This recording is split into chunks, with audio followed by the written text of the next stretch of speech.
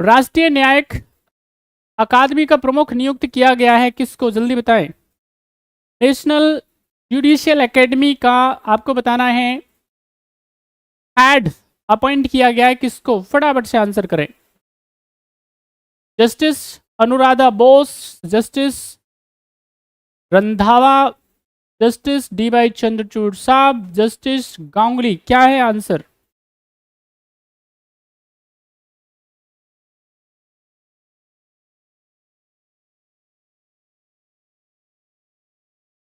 चलिए भाई, अगर मैं बात करता हूं किसके बारे में, नेशनल जुडिशियल एकेडमी के बारे में, तो यहाँ पे याद रखना है जब हम बात करेंगे इसका हेड जो अपॉइंट किया गया है वो न्यायमूर्ति अनिरुद्ध बोस साहब को क्या है अपॉइंट किया गया है। अनिरुद्ध बोस साहब जो हैं क्या होंगे, अब इसके हेड होंगे, वो संभालेंगे इसको। ये इसकी अगर मैं स्थापना की बात करता हूँ तो 1992 के अंदर इसकी स्थापना होती है और ये भोपाल से काम करता है, मध्य प्रदेश से।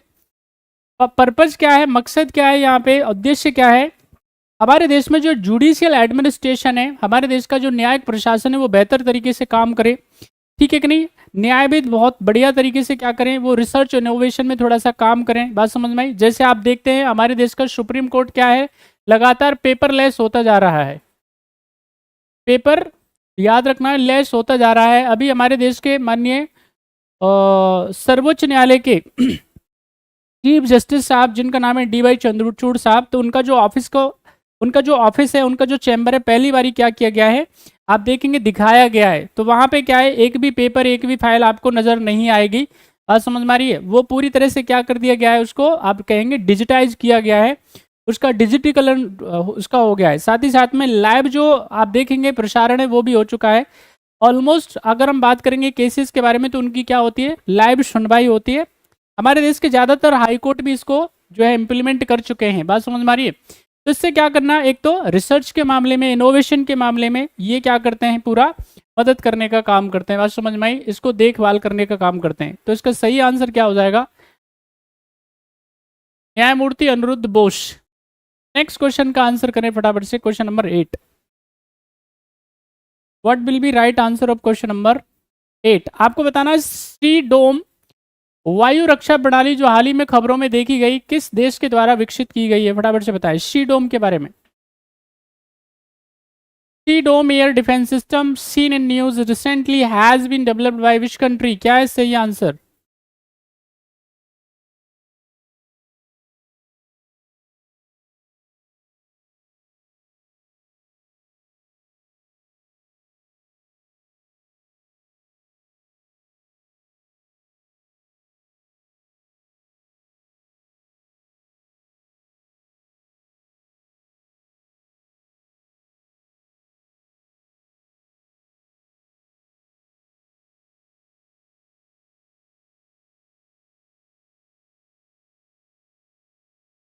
देखो भाई आप सारे बच्चे जो हैं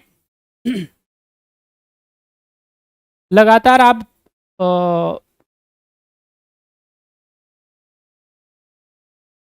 ईरान और इजराइल के बीच में, दोनों के बीच में लगातार फाइट की खबरें आप सुन रहे होंगे। अभी बीते 14 अप्रैल की बात है और बीते 14 अप्रैल में क्या करता है ईरान क्या करता है, बीते 14 अप्रैल को लगभग यहाँ पे याद रखना है 300 मिसाइल हैं और वो 300 मिसाइल कैसी हैं, वो बैलिस्टिक मिसाइल हैं।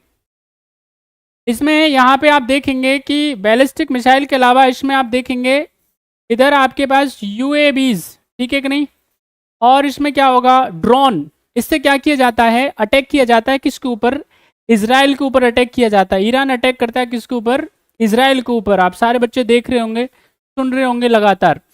और जब इस पर अटैक किया जाता है तो आप देखेंगे 99 जो प्रतिशत आपके पास में क्या है मिसाइल हैं, उनको क्या कर दिया जाता है, रास्ते में ही मार गिराया जाता है। अब ये रास्ते में मार गिराने का जो काम करता है वो कौन करता है, उसी का नाम है सी डोम। यानी कि इजराइल के ऊपर क्या है, उनमें से ज़्यादातर जो मिसाइलें हैं वो जाती ही नहीं है, बात समझिए, रास्ते में क्या कर दिया जाता है, उनको नष्ट कर दिया जाता है। नेस्तो नाबूद कर दिया जाता है। अब आप ऐसी स्थिति सोच लो आप, ये सारी की सारी जो मिसाइलें हैं इनकी सबकी रेंज 2000 से ज़्यादा है, 2000 किलोमीटर से ज़्यादा है, 2500 किलोमीटर। अब आप देख लो ऐसी स्थिति है यहाँ पे इजराइल के पास में, ये ताकतवर ध्यान रखना है आपको सारे बच्चे। एक तो आयरन डोम, ये क्या है आपको, ये एंटी मिसाइल सिस्टम है। जैसे भारत के पास में क्या है, भारत के पास में हमारे देश में जैसे ब्रह्मोस है, हमारे पास में S-400 हमने ले लिया है रशिया से। तो ये ध्यान रखना है आपको, ये क्या है, ये एंटी मिसाइल सिस्टम है, यानी जो मिसाइल वगैरह है हमारी तरफ आएगा तो हम क्या करेंगे, रास्ते में ही उसको मार गिराएंगे। तो यहाँ पे आयरन डोम पहले से काफ़ी आप जान रहे होंगे उसके बारे में, आयरन डोम काफ़ी चर्चा में रहता है। पहली बारी सी डोम का इस्तेमाल किया गया है। सी डोम को इजराइल की जो नेवी है वो इस्तेमाल कर रही थी, इजराइल की नेवी क्या कर रही थी, इसको इस्तेमाल कर रही थी, और इसका अब की बारी पहली बारी इस्तेमाल किया गया, ये चर्चा में आ गया है। इसके अलावा और भी बेहतर क्या है यहाँ पे ध्यान रखना है।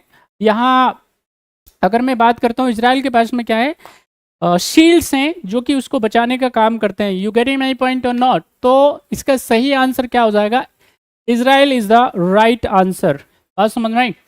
अच्छा, ये काफ़ी चर्चा में भारत में भी है। भारत में तो आप जानते हैं क्यों है, अभी इस मिसाइल सिस्टम को लेकर के सी डोम को हमारे देश के जाने माने उद्योगपति आनंद महिंद्रा साहब ने क्या किया है, इसको ट्वीट करने का काम किया है और बड़ी तारीफ करी है कि वाओ क्या मिसाइल डिफेंस सिस्टम है, इतना बढ़िया डिफेंस सिस्टम। मतलब ऐसा मिसाइल डिफेंस सिस्टम जो है भारत में भी विकसित किया जाना चाहिए। बात समझ में आई?